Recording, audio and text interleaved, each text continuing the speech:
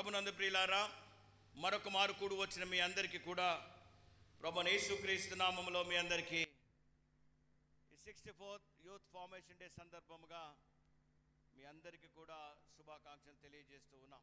దేవుని బిడ్డలారా, చదవబడిన లేఖన భాగములో నుండి ఈ 64th యూత్ ఫార్మేషన్ డే సందర్భంగా ఏర్పాటు చేయబడిన చక్కటి అంశం flea from the desires of the youth. Flea from the youthful desires అనగా నీ యవనేచ్ఛల నుండి పారిపోమ్ము అనే ఒక చక్కటి అంశాన్ని ఏర్పాటు చేసుకొని ఈరోజు ఈ 64వ యూత్ ఫార్మేషన్ డే సందర్భంగా దేవుడు ఈ చక్కటి అంశాన్ని ఈ బిడ్డలకు అనుగ్రహించాడు. దేవుని బిడ్డలారా, చదవబడిన లేఖన భాగంలో మనం చూస్తే అపోస్తలుడైన పౌలు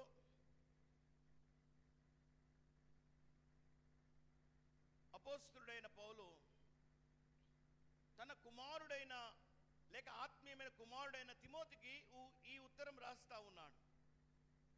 తిమోతి ఎఫెసీ సంఘములో పరిచర్య జరిగిస్తూ ఉన్నప్పుడు ఎఫెసీ సంఘములో జరుగుతున్న అనేకమైన విషయాలను జ్ఞాపకం చేసుకొని ఒక యవనస్తుడైన దైవజనుడు కాబట్టి ఆ యవనస్తుడైన దైవజనుడు ఏ రీతిగా ప్రజలకు మాదిరిగా ఉండాలో, ఏ రీతిగా ప్రజలకు ఒక ఎగ్జాంపులరీ లైఫ్గా ఉండాలో ఆ విషయాలన్నీ కూడా బోధిస్తూ ఈ తిమోతికి ఈ హెచ్చరికలు, ఈ ఉత్తరాలు రాస్తా ఉన్నట్లుగా మనము చూస్తాం.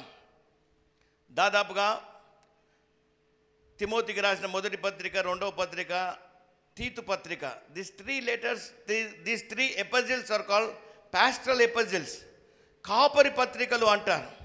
కానీ ఈరోజు యవన బిడ్డలకు కావలసిన ఒక ఆత్మీయమైన లక్షణాలు, యవనస్తులు వేటి యందు లక్ష్యం ఉంచాలి, వేటిని విడిచి పారిపోవాలి, ఎక్కడికి పారిపోవాలి, ఎవరి దగ్గరికి వెళ్ళాలి, వేటిని వెంబడించాలి, ఈ 3 విషయాలను ఈ రాత్రి వేళ మీతో పంచుకోవాలని నేను ఆశపడతా ఉన్నాను. దేవుని బిడ్డలారా, పౌలు భక్తుడు చాలా తేటగా సెలవిచ్చాడు, నీ యవనేచ్ఛల నుండి పారిపోమ్ము. Flee from your youthful desires. యవన ఇచ్చలు చాలా భయంకరము కాబట్టి ఈ యవనేచ్ఛల నుండి పారిపోవాలి అని చెప్తా ఉన్నాడు. ఒక వ్యక్తిని చెరసాల్లో వేశారు, లైఫ్ ఇంప్రూవ్మెంట్లో ఉన్నారు. ఏదో ఒక రీతిగా అతడు ఆ జైలు శిక్ష నుండి తప్పించుకుని బయటికి వెళ్ళిపోయాడు. వెళ్ళిపోయిన తర్వాత అతడు ఎక్కడికి వెళ్ళాలి, ఎక్కడికి పారిపోవాలి, ఈ పోలీసు వారందరూ కూడా అతని నిమిత్తము వెంబడించి అతన్ని మరలా పట్టుకొని తీసుకొని వస్తారు. కాబట్టి ఒక క్షేమకరమైన స్థలము కొరకు, లేక ఎవరూ రాని స్థలము కొరకు, సురక్షితమైన స్థలము యొద్దకు ఏ రీతిగా పారిపోయి అక్కడ సురక్షితంగా ఏ రీతిగా ఉండాలో, యవన ఇచ్చల నుండి కూడా నేటి కాల యవనస్తులు కూడా ఈ లోకము నుండి, లోక ఇచ్చల నుండి, శరీర ఇచ్చల నుండి పారిపోయి పవిత్ర హృదయుల యొద్దకు వెళ్ళి నీతిని, విశ్వాసమును, ప్రేమను, సమాధానమును వెంటాడి ఆ రీతిగా ఉండాలని ఇక్కడ పౌలు భక్తుడు చాలా విస్తారముగా మాట్లాడుతూ ఉన్నట్టుగా మనము చూస్తూ ఉన్నాం. దేవుని బిడ్డలారా, క్రైస్తవ భక్తి జీవితం అంటే చాలాసార్లు మనకున్న ఒక ఒపీనియన్ ఏంటి అంటే, క్రైస్తవ విశ్వాస జీవితం అంటే గుడికి రావడము, పాటలు పాడడము, లేక చక్కగా ప్రార్థన చేయడము, సంఘములో పరిచర్య జరిగించడము, సంఘములో అందరితో కలిసికట్టుగా ఉండడము, సంఘ జీవితములో మనము ముందుకు వెళ్ళడము, ఇది క్రైస్తవ భక్తి జీవితము అని చాలాసార్లు మనము పొరబడుతూ ఉంటాం. దేవుని బిడ్డలారా, భక్తి జీవితం అంటే దేవుని మందిరానికి రావడం భక్తి జీవితం కాదు, పాటలు పాడడం భక్తి జీవితం కాదు, ప్రార్థన చేయడం భక్తి జీవితం కాదు, లేక దేవుని వాక్యములో మనము ధ్యానించి వాక్యము చదవడము భక్తి జీవితం కాదు. అంటే ఇవన్నీ చేయకూడదని కాదు, ఇవన్నీ కూడా this is the part of the spiritual journey. ఇదంతా కూడా ఆత్మీయ యాత్రలో ఇదంతా ఒక భాగమే. కానీ భక్తి అనగా ఏంటి అని మనము ఆలోచన చేయగలిగితే, భక్తి అనగా పాపము నుండి వేరై పవిత్రముగా జీవించడమే భక్తి. మనకు ఎంత వాక్యము తెలిసినా, మనం ఎన్ని పాటలు పాడినా, మనము ఎంతగా దేవుని మందిరంలో ఉన్నా కూడా మనము పాపము నుండి కనుక పారిపోకుండా, పవిత్రమైన జీవితము లేకుండా, ఆ భక్తి దేవునికి యోగ్యమైంది, దేవునికి ఇష్టమైన భక్తి కాదు అనే సత్యాన్ని మీరందరూ కూడా గమనించాలని ఈ రాత్రి వేళ మీకు తెలియజేస్తూ ఉన్నాను. దేవుని బిడ్డలారా, యవనస్తులకు పౌలు భక్తుడు యవనస్తుడైన తిమోతితో మాట్లాడుతున్నాడు. ఈరోజు ఈ సంఘములో ఉన్న యవన బిడ్డలతో, లేక ఈ మందిరములో ఉన్న ప్రతి ఒక్కరితో దేవుడు మాట్లాడే మాట ఏంటి అంటే, we need to flee away, we need to run away that distracts your spiritual life. నీ ఆత్మీయమైన జీవితానికి అడ్డంకుగా ఉన్న దేనినైనా నీకు ఎదురైతే ఆ ఎదురైన పరిస్థితుల్లో నుండి నువ్వు పారిపోవాలి అని అక్కడ సెలవిస్తూ ఉన్నాను. దేవుని బిడ్డలారా, ఈ రోజుల్లో చూడండి, నువ్వు దారిలో వెళ్తూ ఉంటే సడన్గా ఆ దారిలో ఒక పాము అడ్డం వస్తుంది అనుకోండి. ఆ పాము పడగ విప్పి నిన్ను వెంటాడుతూ ఉంటే ఊరికే ఆ పాము వచ్చి నిన్ను కాటు వేసే వరకు కూడా నువ్వు ఉండవు కదా అక్కడ. You will run away. అదే రీతిగా నీవు కూడా పాపము నుండి పారిపోవాలి. పవిత్ర హృదయముతో ప్రార్థన చేయువారు యొద్దకు వెళ్ళాలి అంటాడు. ఆ తర్వాత వేటిని వెంబడించాలి అంటాడు. నీతిని, విశ్వాసమును, ప్రేమను, సమాధానమును వెంటాడమని ఇక్కడ చెబుతా ఉన్నాడు. దేవుని బిడ్డలారా, ఈ రాత్రి వేళ యవనస్తులు సంఘానికి ఒక బ్యాక్ బోన్ లాంటి వారు, వెన్నుముక్క లాంటి వారు. నేటి యవనస్తులే ఈ సంఘానికి, రానున్న తరానికి వారు ఒక ఆత్మీయమైన నాయకులు, ఆత్మీయమైన స్పిరిచువల్ లీడర్స్ అనగానే మనకు ఈ రోజుల్లో సంఘాలన్నీ కూడా పాడైపోయాయి. లీడర్స్ అనగానే సంఘ నాయకత్వంలోనికి రావడం, భక్తి జీవితము లేకుండా ఉండడము, ఇది క్రైస్తవ సంఘ నాయకత్వంలో చాలా భయంకరమైన దుస్థితి అయిపోయింది. నేను ఇంతకుముందు అందుకే చెప్పాను, భక్తి అంటే దేవుని మందిరం రావడం భక్తి కాదు, ప్రార్థన చేయడం భక్తి కాదు, పాటలు పాడడం భక్తి కాదు, లేక దేవుని మందిరంలో వచ్చి బైబిల్ చదవడం భక్తి కాదు. పాపము నుండి వేరై పవిత్రముగా జీవించడమే భక్తి. దేవుని బిడ్డలారా, ఈ రాత్రికాల సమయంలో నేను 4 విషయాలు చెప్పి ముగిస్తాను. సమయం చాలా గతించిపోయింది కాబట్టి నేను కొన్ని విషయాలే మీతో పంచుకోవాలని ఆశపడతా ఉన్నాను.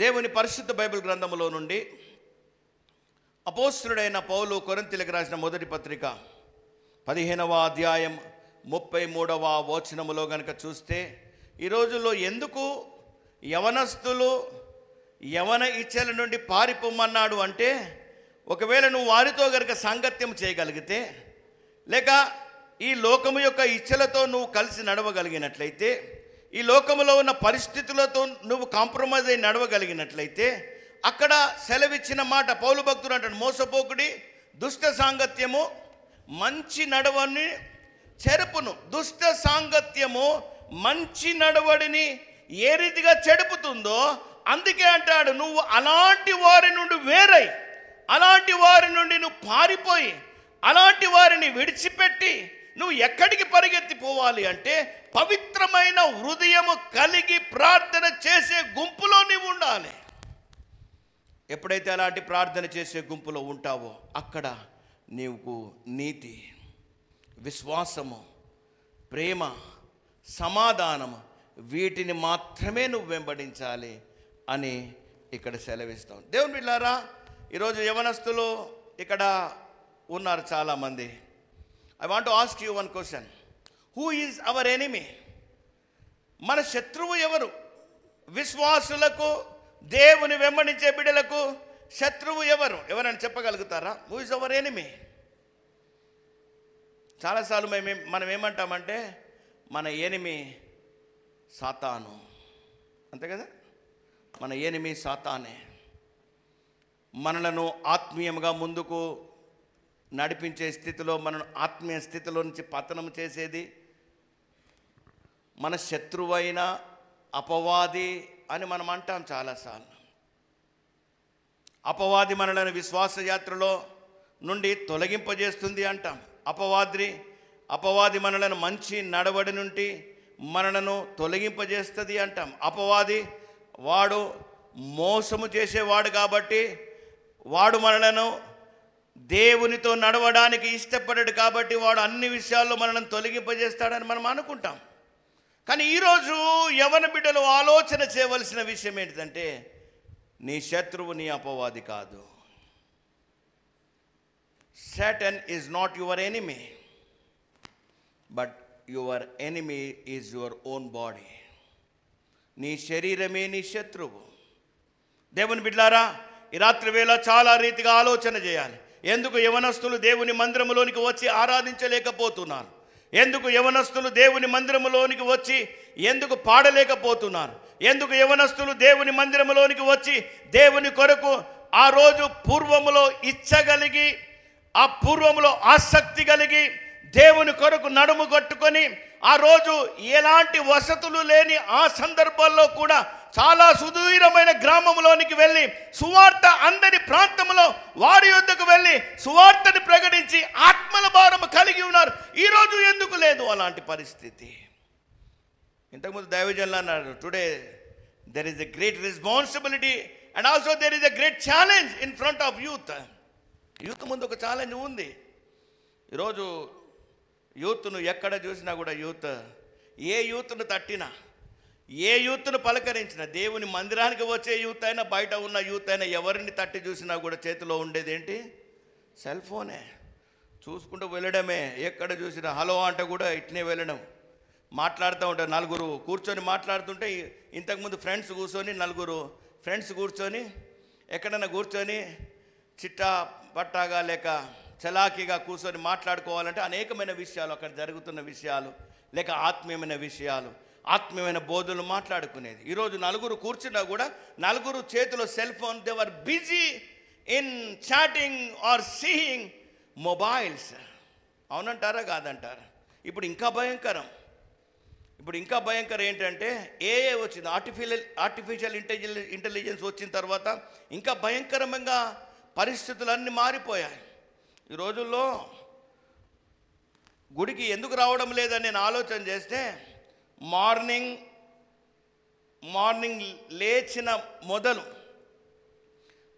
లేచిన మొదలు తిరిగి మరలా మార్నింగ్ పండుకునే వరకు కూడా కొన్ని వేల ప్రసంగాలు యూట్యూబ్లో చూస్తూ ఉన్నాం. You are seeing. అట్లా చూస్తే మీరు మోసపోతారని నేను మీకు తెలియజేస్తూ ఉన్నాను. If you see messages in YouTube, definitely you will not lead in a right way. అది మిమ్మలను సరి అయిన మార్గంలోనికి నడిపించదు. భిన్నమైన బోధలు, భిన్నమైన రీతిలుగా అనేక మంది బోధకులు బోధిస్తూ ఉన్నారు. కానీ దేవుని మందిరములోనికి వచ్చి దేవుని సత్యవాక్యములను విని నడవగలిగిన వ్యక్తి, ప్రవర్తించగలిగిన వ్యక్తి నిజముగా దేవుని కొరకు బలమైన సాధనముగా ఉండగలుగుతాడు. దేవుని బిడ్డలారా, ఇంతకుముందు నేను చెప్పాను, మన శత్రువు మన బాడీ, మన శత్రువు మన ఫ్లెష్, మన శత్రువు మన శరీరమే, మన శరీరంలో ఉన్న అవయవాలే. చూడండి, నిద్ర. ఈరోజు యవనస్తులు ఎవరు చూసినా కూడా నిద్రలేమి. యవనస్తులు ఎన్ని గంటలకు లేస్తూ ఉన్నారండి? తల్లిదండ్రులను అడిగితే తెలుస్తుంది. పడుకో అని తల్లి వచ్చి రాత్రి వేళ వచ్చి ఇంకెందుకు ఇంకా ఇప్పుడు కూడా ఫోన్ చూస్తావా, పడుకో అని మన యవనస్తులను ఫోన్ పెట్టాయి అనగానే ఆ సరే అని ఫోన్ పెట్టేయడం, మళ్ళీ వారు పడుకొని మళ్ళీ ఫోన్ ఆన్ చేయడం. ఉదయకాలం లేవడమే పుల్లేస్తూ ఉన్నారు. దేవుని బిడ్డలారా, ఇవన్నీ కూడా దేవుని మందిరం రాకపోవడానికి కూడా లైవ్ ఉంది కాబట్టి లైవ్లో చూసుకోవచ్చులే, గుడికి వెళ్తే ఏంటి లేకుంటే ఏంటి. ఇవన్నీ కూడా నీ శరీరములో దేవునికి విరోధముగా చేసే కార్యములు, ఇచ్చలు. ఇవన్నీ కూడా నిద్ర, బద్ధకము, స్వార్థము, ఆ తర్వాత శరీర ఆశలు, ఇవన్నీ దేవునికి విరోధముగా పోరాడే ఆటంకాలు. ఇవన్నీ కూడా వీటిని జయించాలి అంటాడు, వీటి నుండి పారిపోవాలి అంటాడు. ఈ రోజుల్లో సంఘాల్లో పరిస్థితి, యవనస్తుల పరిస్థితి ఏ రీతిగా అయిందంటే, కొన్ని సంఘాల్లో అయితే ఇలాంటి కార్యక్రమాల్లో తండోపతండాలుగా ఉంటారు. But when it comes to youth meeting, every week youth మీటింగ్లో మచ్చుకు ఒక 10 మంది కూడా కనబడటం లేదు సంఘంలో. ఎటో ఆకర్షించబడతా ఉన్నారు, ఎటో వెళ్తూ ఉన్నారు, దేనికో ఆకర్షించబడతా ఉన్నారు, డ్యాన్స్లకు ఆకర్షించబడతా ఉన్నారు. ఇంకా భయంకరమైన విషయం ఏంటిదంటే ఈ రోజుల్లో ప్రతి తల్లిని, ప్రతి తండ్రిని, ఏ తల్లిని, ఏ ఆత్మీయమైన తల్లిదండ్రులను మనము తట్టి అడిగితే ఈరోజు పిల్లలు డ్రగ్స్కు బానిసలైపోయారు, అడిక్షన్కు బానిసలైపోయారు, చాలా రకాలైన వ్యసనాలకు ఆకర్షితులైపోయారు. ఎంత ఆత్మీయంగా ఎన్ని ప్రార్థనలు చేసినా కూడా పిల్లలందరూ కూడా విచ్చలవిడితనము, ఎక్కడికో వెళ్ళి ఎక్కడో ఆకర్షణ, ఆ ఆకర్షణ వైపుకు, మ్యూజిక్ వైపుకు వెళ్తూ ఉన్నారు. కానీ దేవుని మందిరానికి రాకుండా, దేవుని వాక్యానికి ప్రాధాన్యత ఇవ్వకుండా వెళ్ళేవారు చాలామంది ఉన్నారు. దేవుని బిడ్డలారా, అయితే పౌలు భక్తుడు తిమోతికి సెలవిచ్చిన మాట ఏంటిదంటే నీ యవన ఇచ్చల నుండి పారిపోమంటున్నాడు. ఎవరో కనబడతారు, ఎవరో నిన్ను మోసం చేస్తారు, ఎవరో నిన్ను చెడు మార్గంలోనికి నడిపిస్తారు, ఎవరో నిన్ను ఇక్కడికి తీసుకొని వెళ్ళి ఏదో నేర్పిస్తారు, అక్కడ నుండి పారిపోమని చెప్పడం లేదు. మీరు చాలా జాగ్రత్తగా ఆలోచన చేస్తే you have some evil desires. నీకు కొన్ని ఇచ్చలు ఉన్నాయి, కొన్ని కోరికలు ఉన్నాయి, యవనమును బట్టి నీకు కలిగే కోరికలు ఉన్నాయి. వాటిని జయించి వాటి నుండి పారిపోవాలి, వాటిని జయించాలి అంటారు. దేవుని బిడ్డలారా, చూడండి, మన హృదయం నుండి వచ్చేవి, మన మనసు నుండి వచ్చేవి, ఇవన్నీ కూడా ఈవిల్ డిజైర్స్. వీటిని జయించాలి. ఇవి మన శత్రువులు. ప్రభువైన యేసుక్రీస్తు ప్రభుల వారు ఆయన పరిచర్య జరిగిస్తున్న సమయంలో శిష్యులకు, ఆయనను వెంబడించి అనేకులకు బోధించుకుంటూ ఆయన ఒక చక్కని విషయం చెప్పాడు. చూడండి, మత్తయి సువార్త 15వ అధ్యాయం 18, 19 వచనాల్లో, ఎవరైనా మైక్ ఉంటే చదవండి అయ్యా. మత్తయి సువార్త 15వ అధ్యాయము 18, 19 వచనాల్లో చూస్తే, నోట నుండి బయటికి వచ్చినది హృదయములో నుండి వచ్చును, ఇవే మనుషుని అపవిత్రపరచును. నీ హృదయములో నుండి వచ్చేవే, నీ హృదయములో నుండి వచ్చేవే అవే మనుషుని అపవిత్రపరచును. Fleshly desires, the desire of the flesh, ఇవే మనిషిని అపవిత్రపరుస్తాయి. బయట ఎక్కడి నుంచో కాదు, మొట్టమొదటిగా నీ శరీరాన్ని నువ్వు జయించుకోవాలి. యవనస్తుడా, ఈ రాత్రి వేళ ఎక్కడికి పారిపోవాలో కాదు, ఎక్కడికి వెళ్ళినా, ఈ భూ ప్రపంచంలో నువ్వు ఎక్కడికి వెళ్ళినా కూడా పాపము నిండిపోయి ఉంది. పాపము చేత నీ చేతిలోనే పాపం ఉంది. ఎక్కడికి వెళ్ళినా కూడా ఈ పాపము నుండి నువ్వు తప్పించుకోలేవు. కాబట్టి మొట్టమొదటిగా నిన్ను నీవు జయించుకోవాలి, నిన్ను నువ్వు దృఢపరచుకోవాలి, నిన్ను నీవు నిశ్చయించుకోవాలి. అప్పుడే బయట నుండి వచ్చే వాటిని నువ్వు ఎదుర్కొనగలగవు, బయట నుండి వచ్చే వాటిని నువ్వు జయించగలుగుతావు. చూడండి, ఒక ఆర్మీ షిప్ ఉంది, శత్రువుల మీద యుద్ధం చేయడానికి వెళ్తూ ఉంటే, మిజైల్స్ తీసుకొని వెళ్తూ ఉంటే ఒక మిజైల్ లీక్ అయిపోయింది.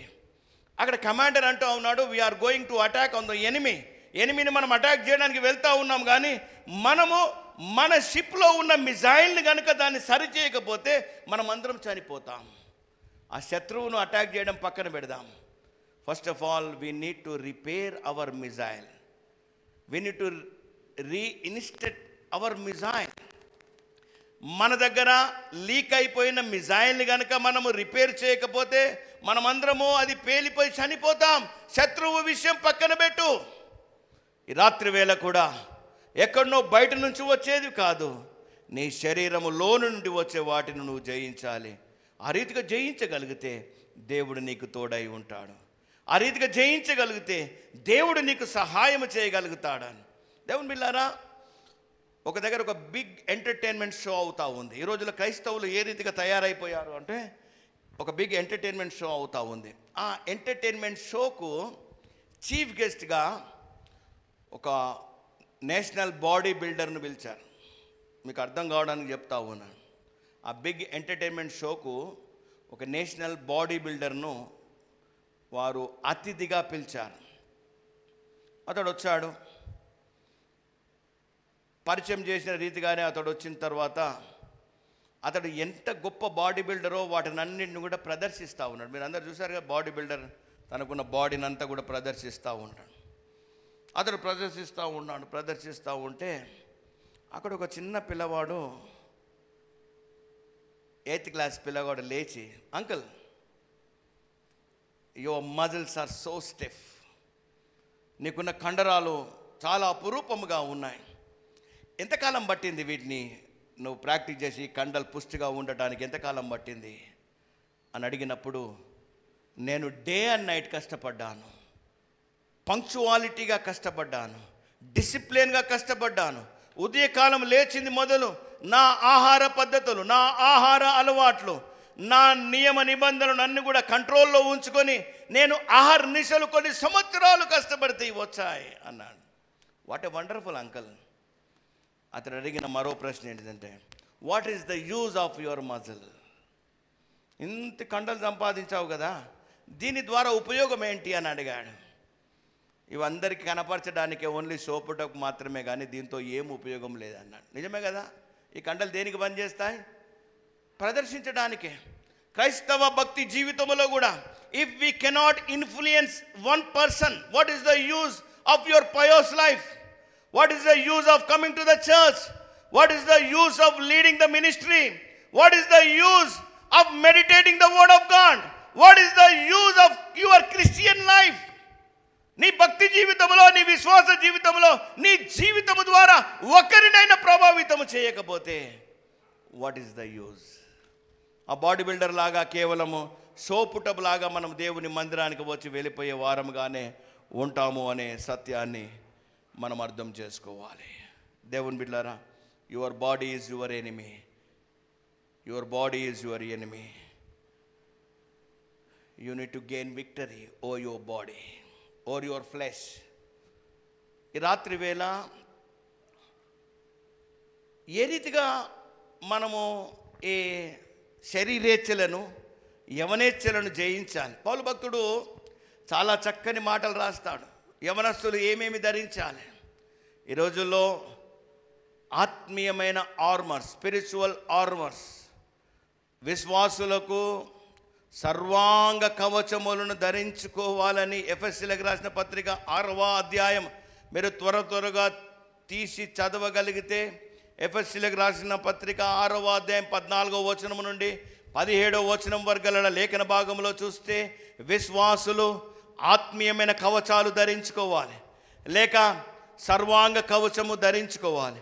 అపవాదిని ఎదిరించుటకు, లేక హృదయములో కలిగే ఆ కోరికలను జయించుటకు నీవు వేటిని ధరించుకోవాలి అని అక్కడ పౌలు భక్తుడు ఎఫెసీ సంఘములో ఉన్న విశ్వాసులతో మాట్లాడుతూ ఆయన చెబుతున్న మాటలు ఏంటి అంటే, నడుమునకును నువ్వు సత్యమనే దట్టి కట్టుకోవాలి అంటున్నాడు. That is one of the armour, spiritual armour. అనగా ఆత్మీయమైన యుద్ధోపకరణములు ధరించుకోవాలి యవనస్తులు. రెండవది నీతి అని మైమర్పు తొడుగుకొని, రెండవదిగా పాదములకు సమాధాన సువార్త వలనైన సిద్ధ మనసు అను జోడు తొడుగుకోవాలి. మూడవదిగా ఆలోచన చేస్తే నువ్వు ఎలాంటి డాలు పట్టుకోవాలి? విశ్వాసం అనే డాలు పట్టుకోవాలి. రక్షణ అనే స్థిరస్థానము నీ తలపై ఉండాలి. ఆ తర్వాత వీటన్నిటిని జయించడానికి వాక్యమనే ఆత్మ ఖడ్గము ధరించుకొని నీవు అపవాదిని జయించడానికి వెళ్ళాలి. ఇవి రక్షణ కవచాలు. These are the spiritual armours each and spiritual believer should wear. యుద్ధానికి వెళ్ళే సైనికుడు ఏ రీతిగా తన కవచాలన్నీ కూడా ధరించుకొని యుద్ధానికి వెళ్తాడో, నీవు కూడా ఈ లోకములోనికి వెళ్ళి అపవాదిని జయించడానికి ఈ ఆత్మీయమైన యుద్ధోపకరణాలు నువ్వు ధరించుకొని వెళ్ళాలి. You need to B A spirit field man, spirit field person, spirit field believer. ఆ రీతిగా ఉండాలి. అందుకే మీరు అపోస్తలుడైన పౌలు తిమోతికి రాసిన 2వ పత్రిక 2వ అధ్యాయములో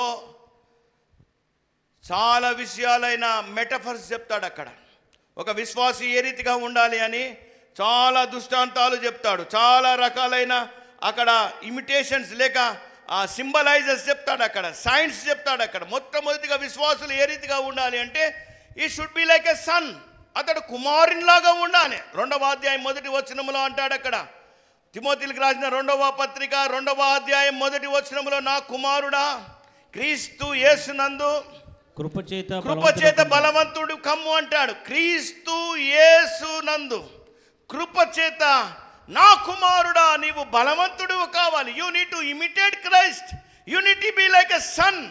నీవు యేసుక్రీస్తును వెంబడించే వారిగా ఆయన కుమారునిలాగా ఆయనను వెంబడించాలి, అలాంటి బలమును ధరించుకోవాలి అంటాడు. 2వదిగా ఆలోచన చేస్తే you should be like a soldier. 3వ వచనములో అంటాడు, 3వ వచనములో క్రీస్తు యొక్క మంచి సైనికుని వలె ఉండాలి. 3వదిగా చెప్తాడు 5వ వచనములో, you should be like A athlete. నీవు పోరాడే ఒక యుద్ధ రంగంలో లేక ఒక పరుగు పందెంలో పోరాడితే జట్టి అయిన వాడు పోరాడినప్పుడు ఏ రీతిగా నియమం ప్రకారం పోరాడితే వానికి బహుమానం ఉంటుందో, you need to fight the spiritual battle like an athlete. ఒక అథ్లీట్ లాగా లేక పోరాడే యోధునిలాగా మాత్రమే కాకుండా పరుగు పందెములో పరిగెత్తే వ్యక్తిగా నీవు ఉండాలి క్రైస్తవ విశ్వాస జీవితంలో. ఆ తర్వాత you should be like a farmer, వ్యవసాయకునిగా ఉండాలి. 6వ వచనంలో కనుక చూస్తే 6వ వచనంలో ఏమంటాడు, వ్యవసాయకుడిలాగా ఉండాలి. ఆత్మల పంటను కోసే యవన బిడ్డలు కావాలి దేవునికి. ఆత్మ పంటను కోసే అనగా అనేక మందిని దేవుని వైపుకు త్రిప్పగలిగిన ఒక వ్యవసాయకుడు ఏ రీతిగా పొలములో పనిచేసి విత్తనములు వేసి ఆ విత్తనములు ఫలించుట కొరకు ఏ రీతిగా ప్రయాసపడతాడో, యవన బిడ్డలు కూడా దేవుని కొరకు ఆ రీతిగా ఒక వ్యవసాయకుడు లాగా ప్రయాసపడాలి అని అక్కడ సెలవిస్తా అన్నాడు. తిమోతికి చెప్తా ఉన్నాడు, వ్యవసాయకుడు ఏ రీతిగానైతే పొలములో తన పంట నిమిత్తం ఏ రీతిగా ప్రయాసపడతాడో, యవన బిడ్డలు కూడా ఆ రీతిగా ప్రయాసపడాలి. You need to be like a workmen, నువ్వు పనివానిగా ఉండాలి అని అంటాడు. అక్కడ 15వ వచనంలో కనుక చూస్తే పనివానిగా నువ్వు ప్రయాసపడాలి. You need to be like a work man in his vineyard. దేవుని ఎదుట యోగ్యునిగాను సిగ్గుపడనక్కరలేని పనివానిగా ఉండాలి అంటాడు. 21వ వచనంలో you need to be like a vessels, ఒక పాత్రగా. 21వ వచనంలో నీవు ఒక పాత్రగా దేవుని సన్నిధానం, వెండి బంగారము ఘనమైన పాత్రలు ఏ రీతిగా వాడబడతాయో అదే రీతిగా నీవు కూడా దేవుని సంఘములో ఒక పాత్రగా ఉండాలి అని 21వ వచనములో ఉంది. చివరి వచనం 26వ వచనములో అంటాడు, నీవు ఒక దాసునిలాగా, you need to be like a servant or a slave. 26వ వచనం చివరి వచనములో అంటాడు, దాసునిగా నీవు పని చేయాలి దేవుని మందిరములో అంటాడు. దేవుని బిడ్డలారా, ఈ రాత్రి వేళ నేను చాలా విషయాలు నా మధ్యలో ఉన్నాయి, కానీ ఈ రాత్రి సమయంలో what are the desires of the youth, వీటన్నిటి నుంచి పారిపోవాలి అంటే మొట్టమొదటిగా యవనస్తులు తెలుసుకోవాల్సింది ఏంటి అంటే, ఎలాంటి కోరికలు, ఆశలు, ఇచ్చలు యవన బిడ్డలకు ఉంటాయి. What are the desires of the youth? You need to identify the desires. దేవుని వాక్యం చేత చూడండి, అపవాది యేసుక్రీస్తు దగ్గరికి వచ్చిన తర్వాత అపవాది యేసుక్రీస్తు ప్రభువును వారిని శోధించినప్పుడు దేవుని వాక్యము అనే అగ్ని ఆత్మకడ్గం పట్టుకొని వాటిని జయించాడు. యవన బిడ్డలు కూడా మీకున్న శరీరేచ్ఛల నుండి మీరు విజయం పొందాలి అంటే you need to first of all you need to identify what are the desires of the youth. మొట్టమొదటి డిజైర్స్ ఆఫ్ ద ప్లెజర్, సంతోషము, ఆనందము లేక సుఖం. ఈ రోజుల్లో సుఖానికి బాగా ఆశపడ్డారు యవనస్తులు. మీరు అవునంటారా కాదంటారు? యవనస్తులు కాదు అడిగేది, తల్లిదండ్రులు అడగాలి. First of all the desires of ప్లెజర్స్కు బాగా అలవాటు అయిపోయారు ఈ రోజుల్లో. అనగా సుఖముకు బాగా అలవాటు అయిపోయారు, లేక విలాసవంతమైన జీవితాలకు అలవాటు అయిపోయారు. సంతోషము కొరకు ఏమైనా చేయగలం మేము, ఆనందము కొరకు మేము ఏమైనా చేయగలం. Youth often seeks excitement, entertainment. Excitement కావాలి, ఎంటర్టైన్మెంట్ కావాలి. పాస్టర్ లేక లీడర్ గిటార్ పట్టుకొని ఎగిరే పాటలు పెట్టాలి. ఎగిరే పాటలు, ఎగ్జైట్మెంట్ ఉండాలి, ఎంటర్టైన్మెంట్ ఉండాలి. ఖండించే వాక్యం అక్కర్లే. ఎంటర్టైన్మెంట్, ఎగ్జైట్మెంట్, ఉత్సాహభరితముగా ఎగిరి పాడి గంతులు వేసి అక్కడ బయట డాన్సులకును ఇక్కడ దేవుని పాటలు పాడే డాన్సులకు ఎలాంటి వ్యత్యాసం ఉండదు, కేవలం పాటే చేంజ్. ఆ రీతిగా ఎగ్జైట్మెంట్ అంటే యూత్ అలాంటి they want to seek that type of excitement, entertainment. అంత మాత్రమే కాదు, ప్లెజర్స్ వితౌట్ లిమిట్, అవధులు లేని ప్లెజర్స్కు అలవాటు పడిపోతూ ఉన్నారు. దేవుని బిడ్డలారా, అలాంటి వాటి నుండి నువ్వు జయించాలి అంటే రోమీలకు రాసిన పత్రిక 13వ అధ్యాయం 14వ వచనములో క్లాత్ యువర్ సెల్ఫ్ అని రాస్తాడు ఇంగ్లీష్ వర్షన్లో. ఈ డిజైర్స్ ఆఫ్ ప్లెజర్, ఈ నీకు సంతోషము కలిగించే వాటిని, లేక నీకు సుఖము కలిగించే వాటి నుండి, ఆనందము కలిగించే వాటి నుండి నీవు ఏ రీతిగా జయించాలి అని ఒకవేళ నువ్వు ఆలోచన కలిగి ఉంటే, చూడండి రోమీలకు రాసిన పత్రిక 13వ అధ్యాయం 14వ వచనం, మెట్టుకు ప్రభు అయిన యేసుక్రీస్తును ధరించుకోవాలి అంటాడు. యవన బిడ్డలారా, వీటన్నిటి నుంచి జయించాలి అంటే the first desire of pleasure, మెట్టుకు మీరు ప్రభు అయిన యేసుక్రీస్తును ధరించుకోవాలి. ఎవరిని ధరించుకుంటున్నారు? ధరించుకోవడం మాత్రమే కాదు, కింది వచనాల్లో అంటాడు, శరీరేచ్ఛలను నెరవేర్చుకొనుటకు, శరీర విషయమై ఆలోచన చేసుకొనకుడి, శరీరేచ్ఛలను నెరవేర్చుకొనుటకు, శరీర విషయమై ఆలోచన చేసుకొనకుడి. దేవుని బిడ్డలారా, చాలా భావగర్భితమైన సత్యాలు ఇందులో ఉన్నాయి. నీవు శరీరేచ్ఛలను నెరవేర్చుకొనుటకు, శరీర విషయమై నువ్వు ఎంత మాత్రమో ఆలోచన చేయకూడదు. కానీ దేవుని ఆత్మ సంబంధమైన విషయంలో, ఆత్మీయమైన సంతోషము కొరకు, ఆత్మీయమైన ఆనందము కొరకు, ఆత్మీయమైన సుఖము కొరకు నువ్వు ప్రయాసపడి ఆ రీతిగా క్రీస్తుతో కూడా నువ్వు శ్రమపడాలి, సంఘముతో కలిసి నువ్వు నడవాలి. ఎఫెసీయులకు రాసిన పత్రిక 4వ అధ్యాయం 24వ వచనములో త్వరగా మీరు చదవగలిగితే, ఎఫెసీయులకు రాసిన పత్రిక 4వ అధ్యాయం 24వ వచనములో కనుక చూస్తే అక్కడ రాయబడిన మాటలు,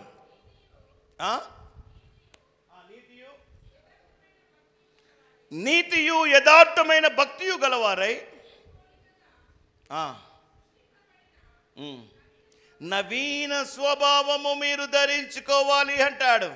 ఈ ప్లెజర్స్ నుండి నువ్వు జయించాలి అంటే యథార్థమైన భక్తి, నీతిని, వీటన్నిటినీ కూడా నువ్వు ధరించుకొని, you need to be like a new born baby, నవీన స్వభావము ధరించుకునే వ్యక్తిగా ఉండాలి.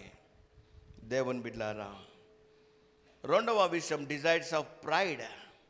యూత్లో ఉండే రెండవ శరీరేచ్ఛ, లేక రెండవ ఆశ, లేక రెండవ ఇచ్ఛ అనవచ్చు, ద డిజైర్స్ ఆఫ్ ప్రైడ్. ఈ రోజుల్లో యవనస్తులను చూస్తే ప్రైడ్ అంటే అహంకారులుగా ఉండడం, ఎవరి మాట వినకపోవడము, తల్లిదండ్రుల మాట వినకపోవడం, పెద్దల మాట వినకపోవడం, ఎక్కడికి వెళ్ళినా కూడా వారే సెల్ఫ్గా డిసిజన్ తీసుకోవడం. నాకు చెప్పేది ఏంటి, ఐ నో ఎవ్రీథింగ్, నాకు అన్నీ తెలుసు అనే రీతిగా అహంకారంగా ప్రవర్తించడం. అనగా అహంకారంగా ప్రవర్తించడం అంటే విధేయత లేని వారుగా ఉండడం. అది the second desire of the యూత్లో ఉన్న రెండవ డిజైర్ ఏంటి అంటే డిజైర్స్ ఆఫ్ ప్రైడ్. దేవుని బిడ్డలారా, ఈ ప్రైడ్లో యవన బిడ్డలు దేనితో నింపబడి ఉన్నారు అంటే, first of all they wanting, నాకు ఇది కావాలి, అది కావాలి, ఇది కావాలి, అది కావాలి, అన్నీ కావాలి అని. ఆ వాంటింగ్స్, ఈ లోకంలో ఉన్న వాంటింగ్స్ అన్నీ నాకు కావాలి అనే ఒక ప్రైడ్. రెండవది రికగ్నేషన్. నాకు రికగ్నేషన్ ఉండాలి. ఎట్లా రావాలి రికగ్నేషన్? అది మంచి అయినా పర్వాలేదు, చెడైనా పర్వాలేదు. I need to be recognised by all, whether evil or good, whatever it may be, but I want a recognition. నాకు గుర్తింపు కావాలి, నేను నిలవబడాలి, నేను ఉండాలి. ఏదైనా యూట్యూబ్లో షార్ట్స్ అయినా పర్వాలే. ఈ రోజుల్లో వాక్యం ఎవరింటున్నారండి? యవన బిడ్డలు. పూర్వము ప్రీతం ఇంకా అంతకంటే ఎక్కువ ఏజ్ వాళ్ళకి తెలుసు, 5 డే టెస్ట్ మ్యాచ్ ఉండేది. 5 days ఆడేది టెస్ట్ మ్యాచ్, 2 innings ఉండేది, 5 days ఆడేది. రాను ఏమైపోయింది, ఆ తర్వాత 1 day వచ్చింది, 50 overs మ్యాచ్, 1 day. వీళ్ళు 50 overs ఆడాలి, వాళ్ళు 50 overs ఆడాలి. ఆ తర్వాత ఏమైపోయింది 2020, ఇక రానున్నది 10-10, 5-5 కూడా అవుతుంది. అంటే ఈజీ అయిపోవాలి, అంత ఓపిక అవసరం లేదు, ఇన్స్టెంట్.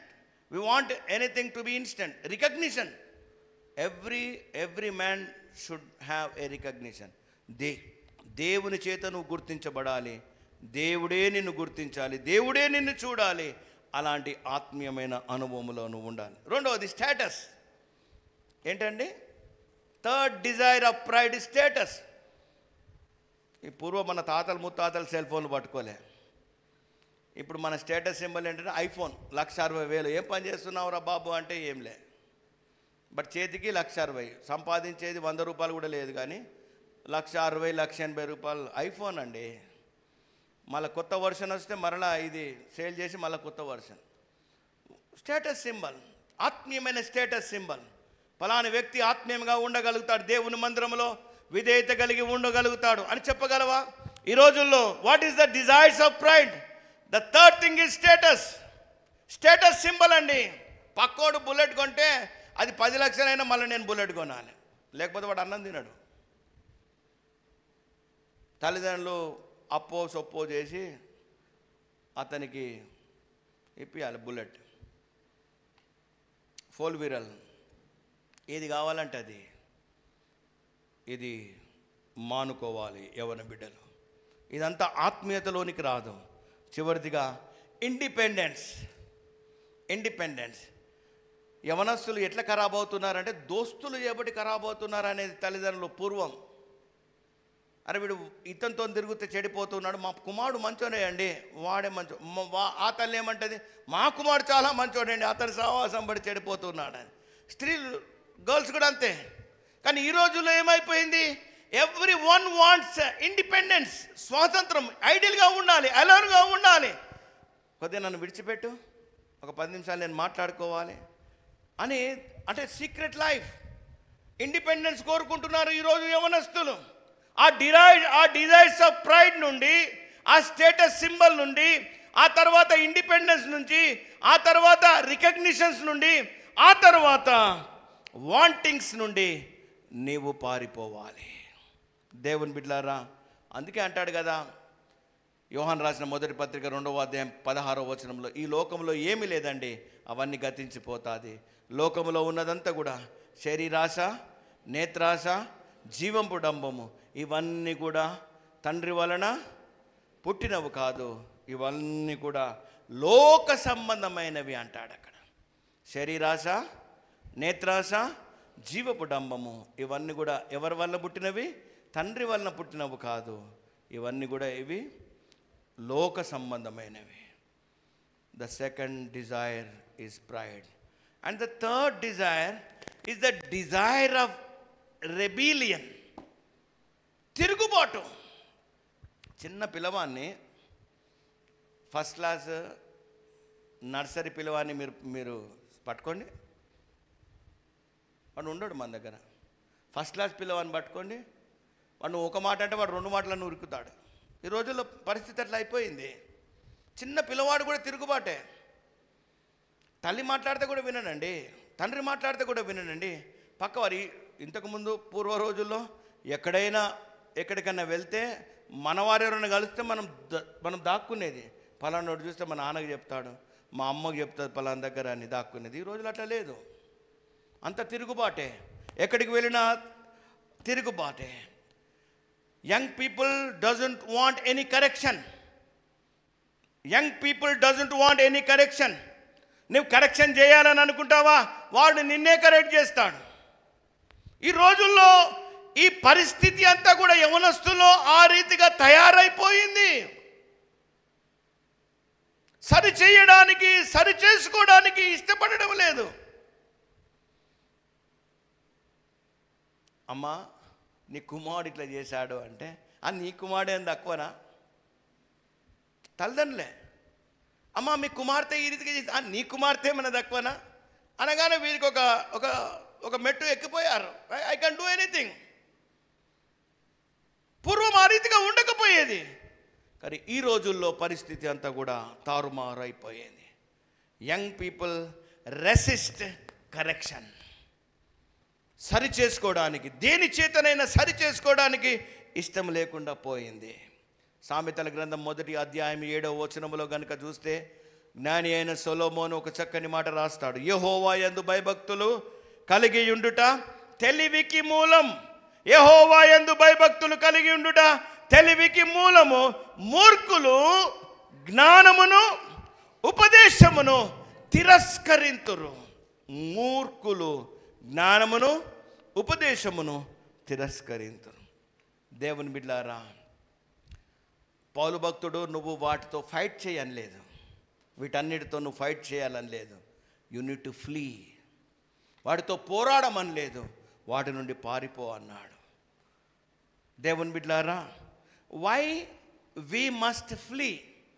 ఇంతకుముందు మనం ఏం ధ్యానం చేసుకున్నాం? What are the desires of the youth. ఇక్కడ వై వి మస్ట్ ఫ్లీ, ఎందుకు పారిపోవాలి? యవనస్తులు ఆలోచన చేసుకోవాలి. ఎందుకు పారిపోవాలి? ఎక్కడికి పారిపోవాలి? ఎందుకు పారిపోవాలి అని ఆలోచన చేస్తే నేను త్వరగా బికాస్ సిన్ ఈజ్ డిసెప్టివ్. అనగా పాపము చాలా మోసముతో కూడింది, మోసపూరితమైంది పాపము. పాపం చేసేటప్పుడు కొత్తగా సిన్ లుక్స్ హార్మ్లెస్.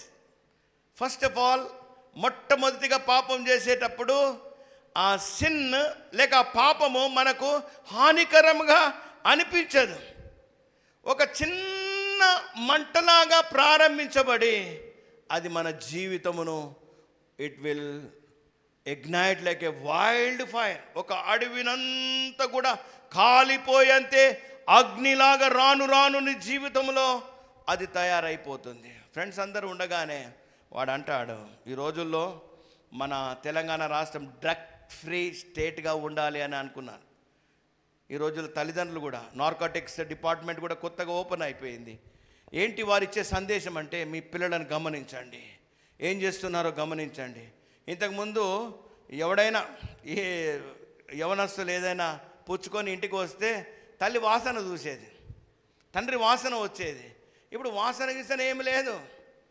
చిన్న డ్రగ్స్ ఇంజెక్షను లేక చిన్న డ్రగ్స్ బిల్ల లోపటేసుకున్న తర్వాత వాడు మొత్తము ఏమైందిరా నీకు అంటే వాడు నవ్వుతాడు, ఏమైందిరా నీకు అంటే వాడు పడుకుంటాడు, ఏమైందిరా నీకు అంటే వాడు 2 దినాల వరకు లేవాడు. అంత భయంకరం. రాను రాను రాను రాను it will kills you. Sin is deceptive.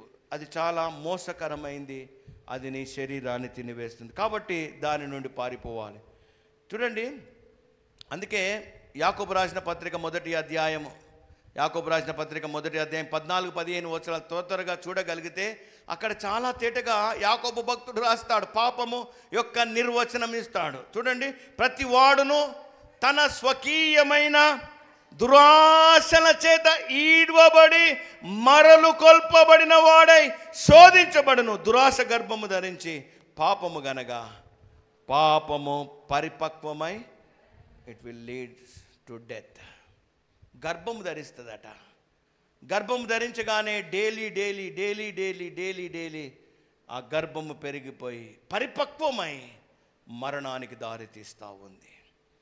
అందుకే పారిపోమంటున్నాడు. స్టార్టింగ్లో అది నీకేం కాదు, కానీ నీ జీవితంను అంతము చేస్తుంది. నీ జీవితము నాశనం అయిపోతుంది. నీ జీవితము ఇక ఎందుకు పనికి రాని వాడవుగా అయిపోతావు. కాబట్టి నువ్వు చాలా జాగ్రత్తగా ఉండి నువ్వు వాటి నుండి పారిపోవాలి, పాపము నుండి పారిపోవాలి. రెండవ విషయం, why you need to flee. నువ్వు ఎందుకు పారిపోవాలి అంటే, మొట్టమొదటిగా పాపం అనేది, మోసము, పాపం అనేది అది మనకు తెలియని ఒక భయంకరమైన విషయం అని మనం ఆలోచన చేసాం. రెండవది, because you cannot handle it alone. నువ్వు ఒంటరిగా దానితో పోరాడలేవు కాబట్టి నువ్వు పారిపోవాలి. ఒక శత్రువు మన ముందు ఉన్నాడు అంటే వాడిని జయించగలుగుతావు అంటే నువ్వు అంతోని పోరాడితే బాగుంటుంది. అతనితో నువ్వు ఓడిపోతావు అని తెలిసిన తర్వాత అక్కడ ఒక్క క్షణం ఉన్నా అతడు నిన్ను పడివేస్తాడు. కాబట్టి అక్కడ నుండి పారిపోవడమే ఉత్తమం. కాబట్టి యవన బిడ్డలారా, why you need to flee? Because you cannot handle it alone. The strongest fall ఏంటి అంటే, భయంకరమైన రీతిగా శక్తివంతంగా పడిపోవడం ఏంటిదంటే, నిన్ను నీవు ఆధారపడి వెళ్ళడం. ఒకవేళ దేవుని పరిశుద్ధ బైబిల్ గ్రంథంలో నుండి కొరింథీయులకు రాసిన మొదటి పత్రిక 10వ అధ్యాయము 12, 13 వచనాల్లో చూస్తే దేవుడు కూడా చాలా చక్కగా మాట్లాడతాడు. అక్కడ దేవుడు ఎవరినైనా శోధిస్తే ఆ శోధన తాను తట్టుకోలేనంత శోధన ఉండదు అని అక్కడ సెలవిస్తాడు. చదవండి మీరు. తాను నిలుచున్నానని తలంచుకొనివాడు పడిపోకుండానట్లు జాగ్రత్తగా చూచుకొనవలెను. సాధారణంగా మనుషులకు కలుగు శోధన తప్ప మరి ఏది మీకు సంభవింపలేదు. దేవుడు నమ్మదగిన వాడు, మీరు సహింపగలిగినంత కంటే ఎక్కువగా ఆయన మిమ్మును శోధింపబడనీయడు. శోధన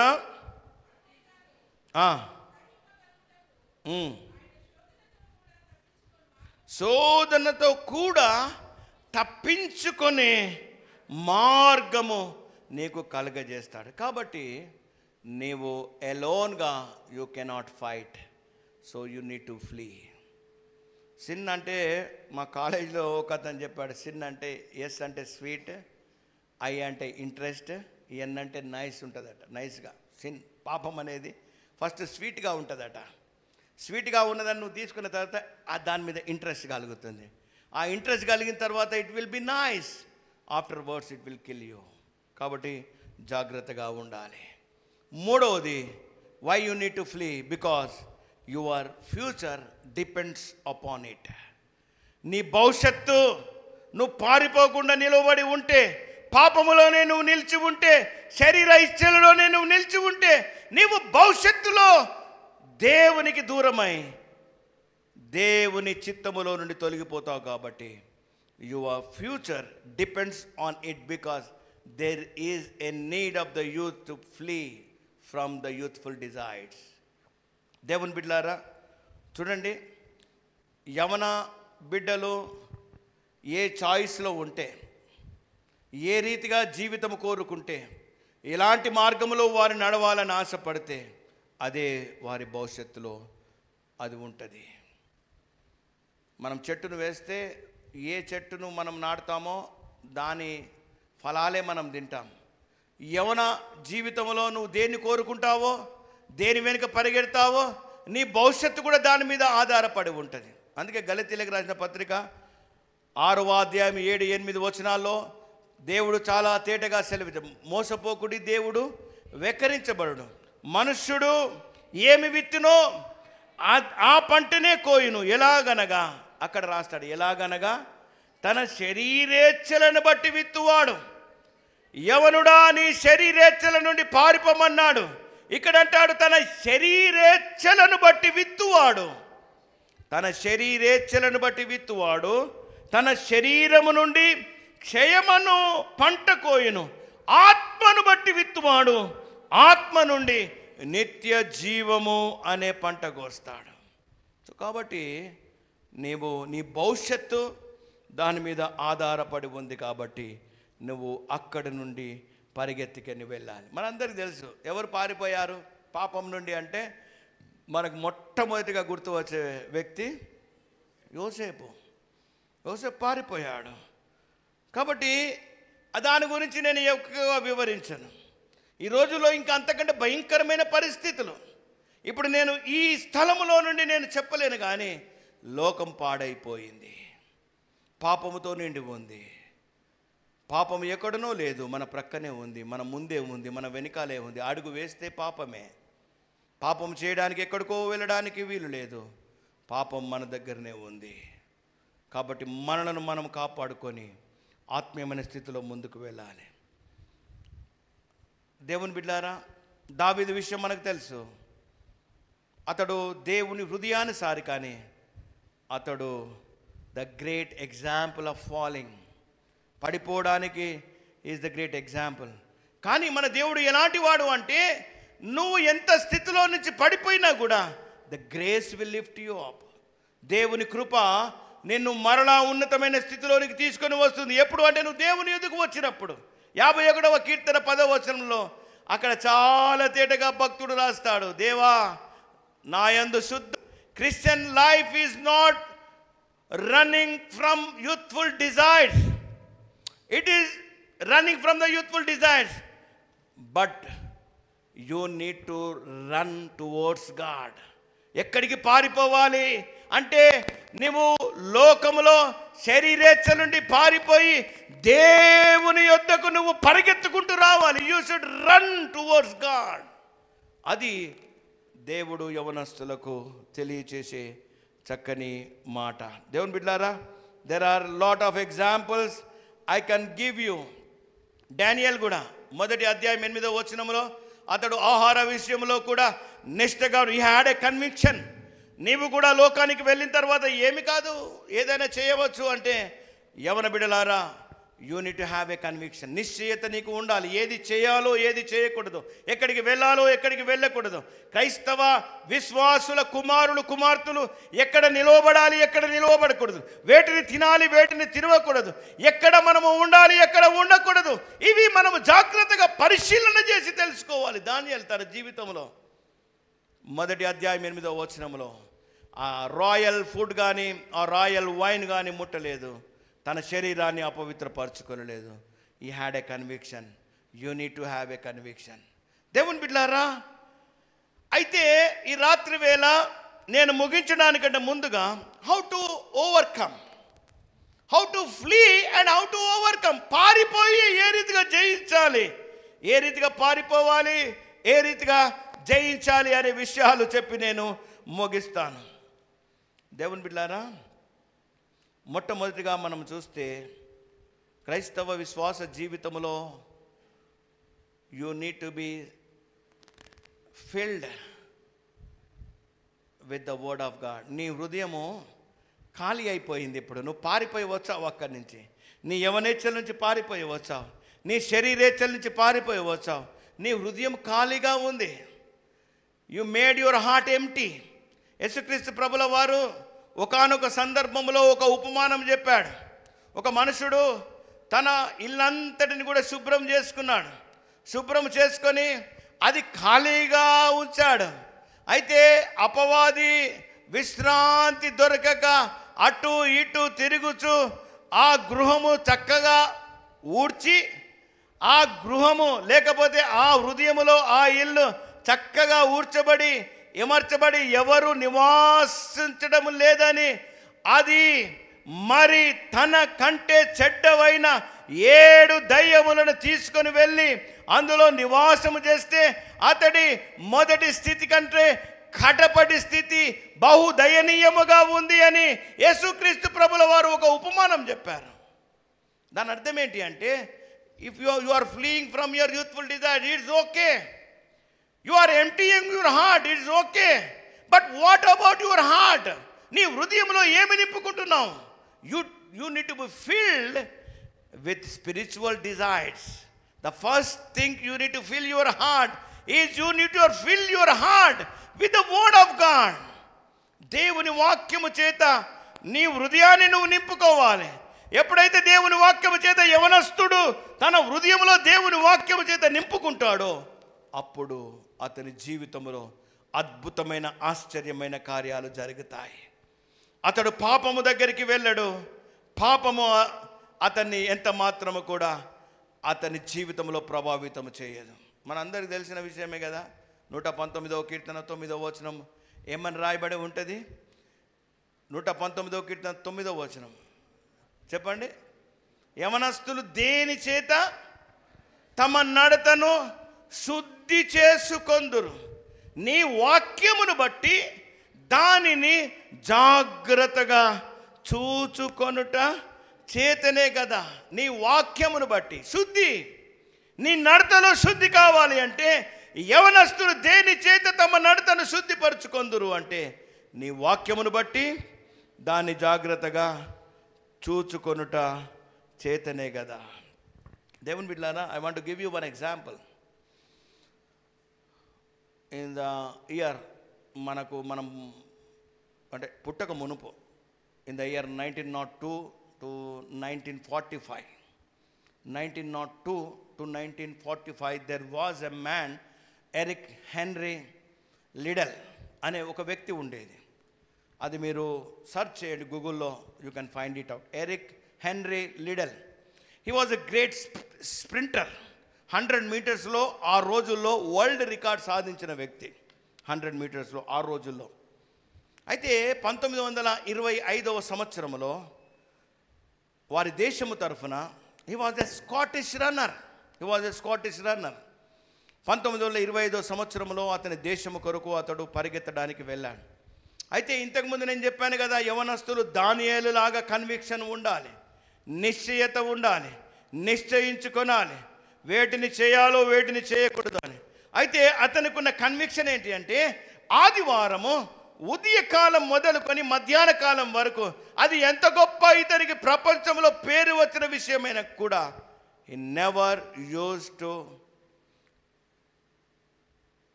అంటే అతడు దేవుని మందిరానికి రాకుండా ఒక్క రోజు కూడా, ఒక్క ఆదివారము కూడా నేను దేవుని మందిరానికి రాకుండా ఉండను. అది నాకు కొన్ని వేల కోట్ల డబ్బులు సంపాదించి పెట్టే పని అయినా కూడా, I will leave it for the sake of God, but I want to attend church on Sundays అని తన హృదయంలో తీర్మానం చేసుకున్నాడు యవన కాలంలోనే. అతడు వెళ్ళాడు ఒలింపిక్లో. ఎవరతను? ప్రపంచంలో 100 మీటర్స్లో ఒక గొప్ప వరల్డ్ రికార్డ్ సంపాదించిన వాడు. ఆ దేశమంతా కూడా, ఆ స్కాటిష్ దేశమంతా కూడా అతని కొరకు ఎదురు చూస్తాం, తప్పనిసరిగా ఇతడు మన దేశానికి గోల్డ్ మెడల్ తీసుకొస్తాడని. చూస్తూ 10:30కి ఇతడు తన దేశము నుండి అతడు ఆ రన్నింగ్ రేస్లో, 100 మీటర్స్ రన్నింగ్ రేస్లో పాల్గొన్నాడు. అందరూ ఆ లైన్లో ఉన్నారు. He was missing. లేడు అతను. లేకపోయేసరికి ఆ కోచ్లు వాళ్ళందరూ కూడా వెతుకుతూ ఉన్నారు, ఎక్కడికి వెళ్ళాడని వెతుకుతూ ఉన్నారు.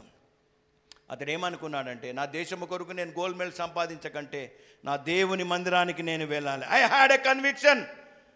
I want to go to my Lord's temple. I want to worship him because I am here because of him.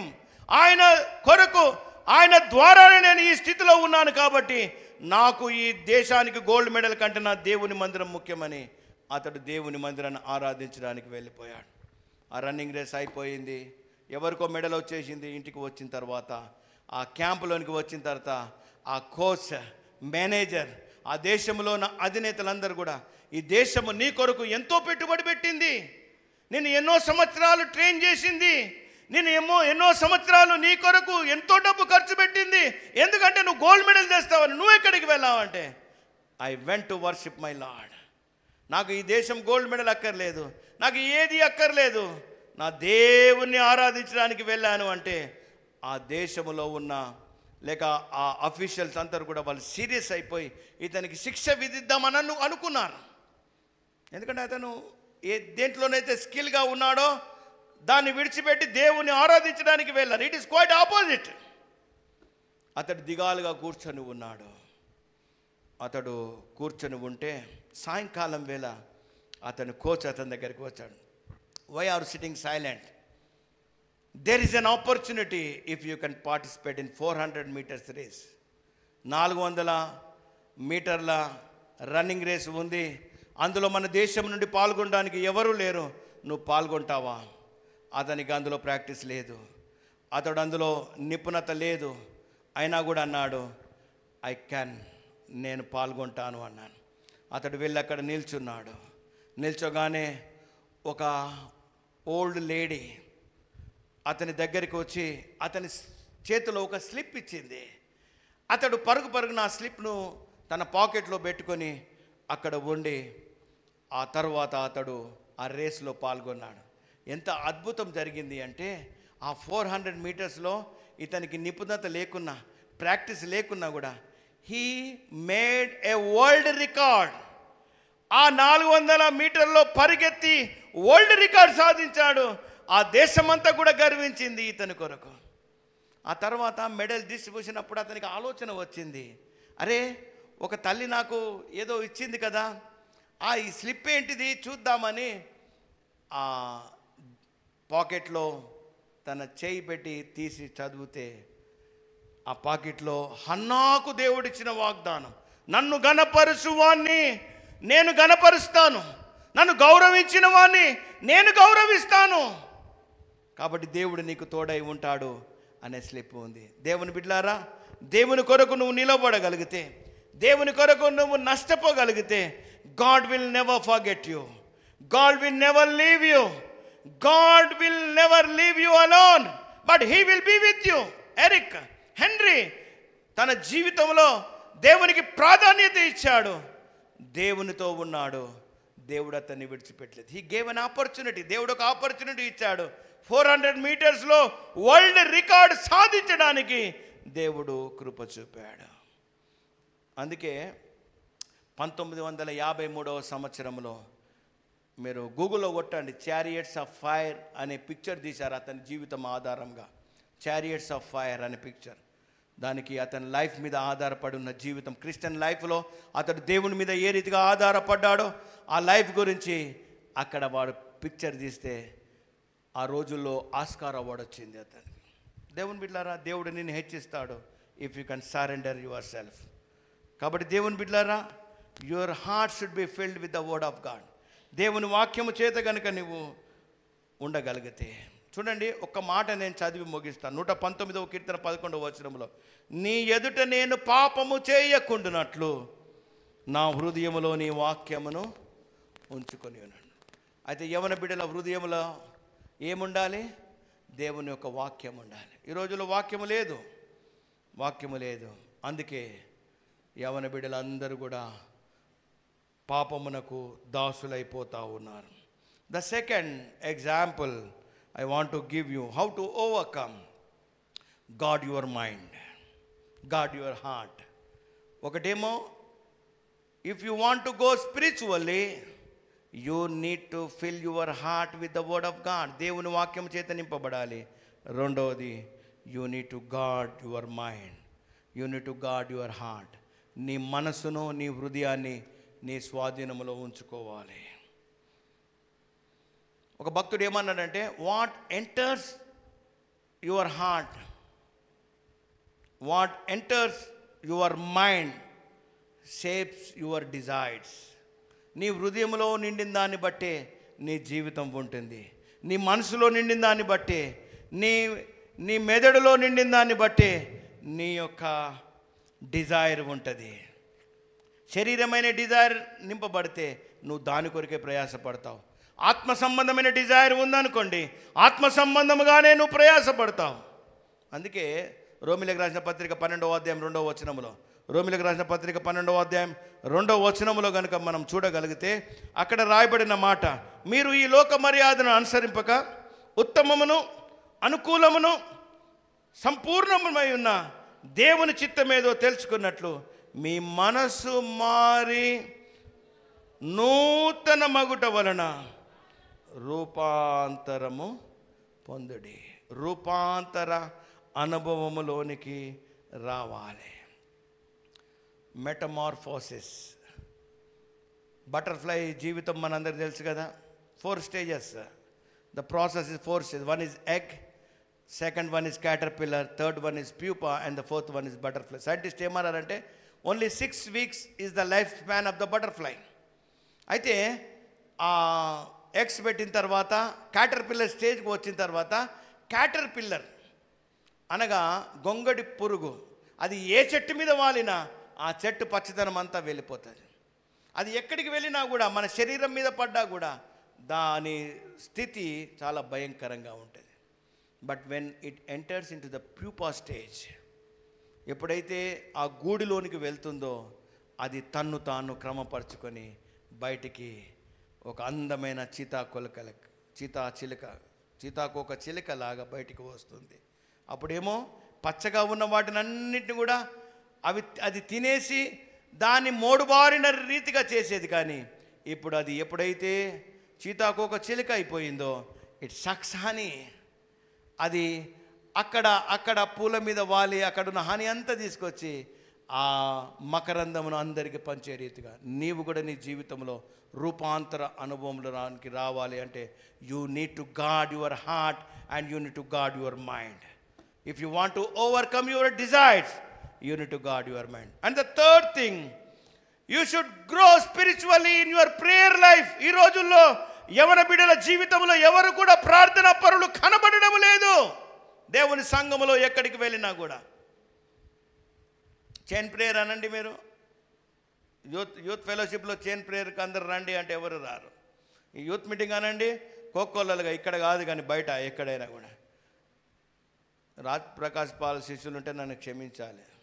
Raj Prakash Paul meeting పెడితే అంతా యవనస్తులే కనబడతారు, సంఘాల్లో ఉండరు ఒక్కరు. దేవుని బిడ్డలారా, ప్రార్థనా జీవితం కావాలి. యవనస్తునికి కావాల్సింది ప్రార్థనా జీవితం. సమూయేలు ప్రార్థనా పరుడు. సమూయేలు జీవితంలో అతను ప్రార్థనా పరుడు. దేవుడు అతన్ని ఆశీర్వదించాడు. 99వ కీర్తన 6వ వచనంలో కనుక చూస్తే అక్కడ రాయబడిన మాటలు త్వరగా నేను చెప్తాను. ఆయన యాజకులలో మోషే అహరోనులు ఉండిరి, ఆయన నామము పేరిట ప్రార్థన చేయు వారిలో సమూయేలు ఉండెను. ప్రార్థన చేయకపోవటము తన జీవితంలో అది పాపమగునుగాక అని తెలియజేసిన వ్యక్తి కూడా సమూయేలే. దానియేలు జీవితంలో కూడా మీరు చూస్తే అతను జీవితంలో అంతమంది రాజుల దగ్గర అతడు దర్శనాలు చూసి కళభావంని ఇంటర్ప్రిట్ చేయడానికి ప్రబలమైన కారణం ఏంటంటే he was a man of prayer. ముమ్మారు యెరూషలేం వైపు మోకరించి కిటికీలు తెరిచి ప్రార్థన చేసే అనుభవము దానియేలు జీవితంలో. అంత మాత్రమే కాదు, యేసుక్రీస్తు ప్రభుల వారు కూడా మనం ఏ రీతిగా ప్రార్థన చేయాలో ఆయన నేర్పాడు. చివరిదిగా చెప్పి నేను ముగిస్తాను. You need to grow in fellowship. You need to grow in fellowship. సహవాసములో మీరు ఎదగాలి. If you want to overcome the youthly desires. దేవుని బిడ్డలారా, ఇంతకుముందే చెప్పాను, attendance in the youth services తక్కువైపోయాయి. Attendance in youth services. ఫెలోషిప్లో మనం గ్రో కావాలి. యోహాను సువార్త మొదటి యోహాను పత్రిక 1వ అధ్యాయం 6-7 వచనాలు చదవండి, నేను ముగిస్తాను. ఆయనతో కూడా సహవాసము గలవారమని చెప్పుకొని, 1 యోహాను 1వ అధ్యాయము 6-7 వచనాలు. ఆయనతో కూడా సహవాసం గలవని చెప్పుకొని చీకటిలో నడిచిన ఎడల మనం అబద్ధమాడుచు సత్యమును జరిపింపక కుందుము. అయితే ఆయన వెలుగులోనున్న ప్రకారము మనమును వెలుగులో నడిచిన మనం అన్యోన్య సహవాసం గలమారమేముందు. అప్పుడు ఆయన కుమారుడైన యేసుక్రీస్తు ప్రతి పాపము నుండి మనలను పవిత్రపరచును. సహవాసం అనగా కొయినోనియా, గ్రీక్లో అనగా షేరింగ్, అనగా మనము ఒక్క దగ్గర ఒకరి భారం ఒకరు షేర్ చేసుకొని, ఒకరి కష్టాలు ఒకరు షేర్ చేసుకొని కలిసి నడవడమే. సామెతల గ్రంథం 27వ అధ్యాయం 17వ వచనంలో ఒకసారి త్వరగా చదవండి. సామెతల గ్రంథం 27వ అధ్యాయం 17వ వచనం పెద్దగా చదవండి. సామెతల గ్రంథం 27:17. సామెతల గ్రంథము 27వ అధ్యాయం 17వ వచనం. ఇనుము చేత ఇనుము పదునగును, అట్లు మరలా చదవండి అమ్మ ఒకసారి. ఇనుము చేత ఇనుము సరిచేయబడును, అట్లు ఒక్కడు తన చెలికానికి వివేకము పుట్టించు. సహవాసము ద్వారా జరిగేది ఏంటిదంటే, తన చెలికాని ద్వారా మంచి ఆత్మీయమైన ఫెలోషిప్లో ఉంటే అతను వివేకము గలవాడై ఉండును అని ఉంది. భయంకరమైన దుర్దినాల్లో ఉన్నాం కాబట్టి దేవుని బిడ్డలారా, you need to grow spiritually in the word of God. You need to guard your mind and heart. మూడవదిగా, you need to grow spiritually in your prayer life. And the fourth one, యవనేచ్ఛల నుండి పారిపోమని చెప్పాడు. You need to grow in fellowship. సహవాసంలో ఉండాలి. ఒక చిన్న దృష్టాంతము, నిజముగా జరిగిన దృష్టాంతం చెప్పి నేను ముగిస్తాను. చాలా విషయాలు ఉన్నాయి కానీ ఇలాంటి ఒక సంఘములో పూణేలో జరిగిన ఒక దృష్టాంతము. పూణే ప్రాంతంలో ఒక క్రైస్తవ భక్తి జీవితంలో చాలా ఆత్మీయముగా ఉండే కుటుంబంలో ప్రతిరోజు కూడా దేవుని ఆరాధించి ప్రతి ఆదివారం దేవుని మందిరానికి వెళ్ళే ఒక ఆత్మీయమైన కుటుంబం. వారికి ఏకైక కుమార్తె. చాలా భక్తిగల కుమార్తె, దేవుని మందిరమును అంటిపెట్టుకున్న కుమార్తె, ప్రతి రోజు గృహములో ప్రార్థించే కుమార్తె, ఆత్మీయంగా నడిచే కుమార్తె. ఆమె ఇంట్లోకి వెళ్తే కుటుంబ సభ్యులు తల్లిదండ్రులు అడిగేవారు కదా, అమ్మ ఎక్కడికి వెళ్తున్నావు, ఎందుకంటే she use to carry the Bible. మీరు యవనస్తులు దేవుని మందిరానికి వస్తే ఎంతమంది బైబిల్ పట్టుకొని వస్తున్నారు? బైబిల్ పట్టుకోకుండా దేవుని మందిరానికి రావద్దు మీరెవరు కూడా, పట్టుకొనే రావాలి. ఆమె వెళ్తూ ఉంది. వారి తల్లిదండ్రులు అనుకున్నారు, మా కుమార్తె చాలా ప్రేయర్ లైఫ్లో ఉంది, యూత్ మీటింగ్స్ అని వెళ్తూ ఉంది, యూత్ క్యాంపెయిన్స్ అని వెళ్తూ ఉంది, సువార్త అని వెళ్తూ ఉంది. ప్రతిరోజు ఏదో ఒక చోట సువార్త ప్రకటించడానికి, ప్రతిరోజు ఏదో ఒక కార్యక్రమంలో బిజీ అయిపోయింది. అనుకోకుండా అకస్మాత్తుగా కుటుంబ సభ్యులు తెలియకుండానే దేవుని సహవాసం నుండి దూరం అయిపోయింది. తన స్నేహితుల ద్వారా ఆకర్షించబడి పూణేలో ఉన్న మహర్షి రజనీష్ యొక్క బోధలకు ఆకర్షితురాలైంది. మహర్షి రజనీష్ అనే ఆ యోగి యొక్క బోధలకు ఆకర్షితురాలైంది. అతడు చెప్పే బోధనలు ఎలాంటివి అంటే, ఈ సృష్టి అంతా కూడా మన కొరకే సృష్టించబడ్డది, ఇందులో ఏది కూడా అపవిత్రము కాదు, మన బాడీ దేవుడు మనకిచ్చింది వీటన్నిటిని కూడా ఎంజాయ్ చేయడానికే. సో కాబట్టి ఏది కూడా అపవిత్రము కాదు, మనం ఏదైనా చేయొచ్చు, ఏది పాపము కాదు అని అలాంటి బోధనలకు ఆకర్షితురాలై అటు వెళ్ళిపోయింది. స్నేహితుల ద్వారా చాలా దినాలైంది ఇంటికి రాకపోతే. ఈ తల్లిదండ్రులు అంతా వెతికారు, ఎక్కడ దొరకలేదు. పోలీస్ కంప్లైంట్ ఇచ్చారు, ఎక్కడ దొరకలేదు. ఈమె తన స్నేహితుల వెళ్ళి ఆశ్రమంలో ఉంది. చివరికి చాలా రోజుల తర్వాత వీరికి తెలిసింది రజనీష్ యొక్క ఆశ్రమంలో తన కుమార్తె ఉందని. తల్లిదండ్రులు పరుగు పరుగున వెళ్ళారు. ఆ ఆశ్రమకు యజమాని అడిగారు, అయ్యా మా కుమార్తె మీ దగ్గర ఉంది, తప్పని మా కుమార్తెను మాకు ఇచ్చేయండి అంటే, ఆ వీలు లేదు, వారి అంగీకారం ఉంటేనే మీరు కలవాలి, వారి అంగీకారం ఉంటేనే మీరు రావాలి. ఒక్కసారి చెప్పండి అయ్యా, తల్లిదండ్రులుగా మేము వచ్చాం, మా కుమార్తె కొరకు వచ్చాం, మా కుమార్తె ఆత్మీయతలో ఉంది, ఇలాంటివి చేయడానికి వీలు లేదు, ఒక్కసారి మాట్లాడతామని అన్నారు. అతడు వెళ్ళి ఆ యవనస్తురాలకు చెప్తే ఆమె బయటికి వచ్చింది. షీ వాజ్ హాఫ్ నేకెడ్, చాలా డ్రగ్స్ తీసుకొని చేతిలో ఒక బాటిల్ పెట్టుకొని బయటికి వచ్చింది, నిషాలో ఉంది. వారి తల్లిదండ్రులు చూసి ఏడుస్తూ ఉన్నారు, కన్నీరు గారుస్తూ ఉన్నారు. అయ్యో నా కుమార్తె, ఏమైపోయింది నీకు? భక్తిగా నువ్వు జీవించావు, దేవుని మందిరానికి వెళ్ళావు, ప్రార్థనకు వెళ్ళావు, ఇదేంటి అంటే, హూ ఆర్ యు అంటుంది. నేను నీ తండ్రినమ్మా, నేను నీ తల్లినమ్మా అంటే, నా తల్లి నా తండ్రి రజనీషే, మీరెవరో నాకు తెలియదు అని ఆమె బాటిల్ పెట్టి తాక్కుంటూ వెళ్ళిపోయింది. వారి తల్లిదండ్రులు అన్నారు, అమ్మా మేము నీ తల్లిదండ్రులం, ఎప్పుడైనా నేను మీతో రాను అంది.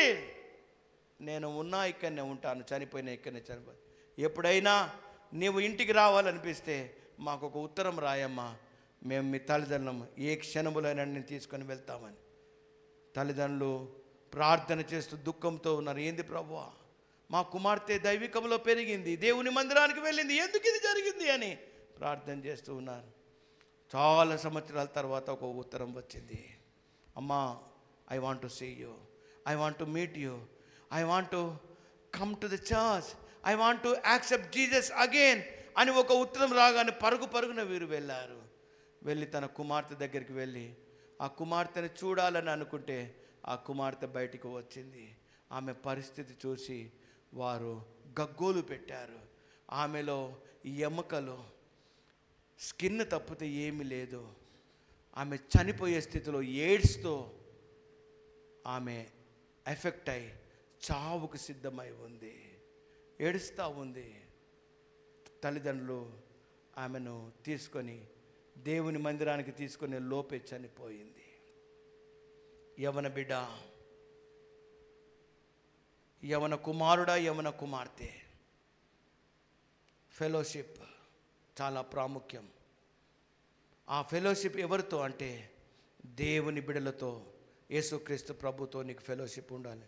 ఆ కుమార్తె ఆకర్షితురాలైంది, తన జీవితాన్ని అంతం చేసుకుంది. సమయం దొరకలేదు, తన జీవితాన్ని దేవుని కొరకు కట్టుకుందాం అనుకుంది. తన శరీరేచ్ఛల ద్వారా ఆకర్షించబడింది, చివరికి మరణించింది. ఈ రాత్రికాల సమయంలో దినములు చాలా చెడ్డవి, భయంకరమైన దుర్దినాల్లో మనం ఉన్నాం. భయంకరమైన మీడియా ప్రభావంలో మనం ఉన్నాం. దేవుని ఆత్మీయత మచ్చుకైనా కనబడే దినాల్లో ఉన్నాం. ఈరోజు యవనేచ్ఛ నుండి పారిపోయి ఎక్కడికి వెళ్ళాలంటాడు? పవిత్రమైన హృదయులై ప్రార్థన చేయు వారి దగ్గరికి వెళ్ళి నీతిని, విశ్వాసమును, ప్రేమను, సమాధానమును వెంటాడాలి. అట్టి కృపను పరిశుద్ధాత్మ దేవుడు మీ అందరికీ అనుగ్రహించిన గాక. సమయం ఇచ్చిన అయ్యగారికి, యూత్ వారికి ప్రత్యేకమైన వందనాలు తెలియజేస్తూ నేను ముగిస్తూ ఉన్నాను.